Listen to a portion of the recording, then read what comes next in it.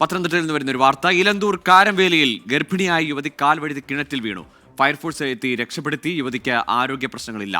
വിവരങ്ങളുമായി ശ്രീജിത്ത് ശ്രീകുമാരൻ ചേരുന്നുണ്ട്. ശ്രീജിത്ത്, ചുറ്റുമതിൽ ഉള്ള കിണറാണ് എന്നാണ് മനസ്സിലാക്കുന്നത്. എന്നിട്ടും എങ്ങനെ ഈ അപകടം സംഭവിച്ചു? ചുറ്റുമതിലിന്റെ ഒരു ഭാഗത്ത് ഞാൻ മനസ്സിലാക്കുന്ന പ്രകാരമാണെങ്കിൽ അതിലൊരു ചെറിയ തടസ്സം ഇല്ലാത്ത ഒരു പ്രദേശമുണ്ട്. ആ മേഖലയിലൂടെ കാൽവഴുതി വീണതാണ് എന്നാണ് മനസ്സിലാക്കുന്നത്.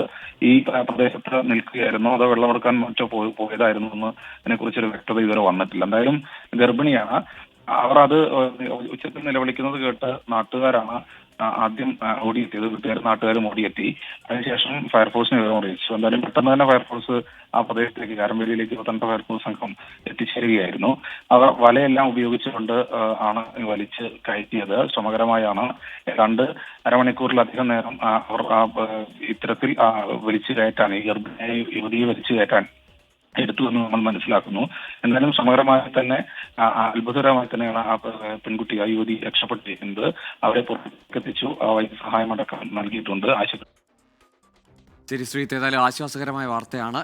പത്തനംതിട്ട ഇലന്തൂരിൽ കാരംവേലിയിലാണ് ഗർഭിണിയായ യുവതി കാൽ വഴുതി കിണറ്റിൽ വീണത്. ഏതായാലും ആരോഗ്യ പ്രശ്നങ്ങളൊന്നുമില്ലാതെ തന്നെ യുവതിയെ പുറത്തെത്തിക്കാൻ ഫയർഫോഴ്സിന് സാധിച്ചു. അരമണിക്കൂറോളം യുവതി കിണറ്റിൽ കുടുങ്ങി കിടന്നു എന്നതാണ് സാഹചര്യം.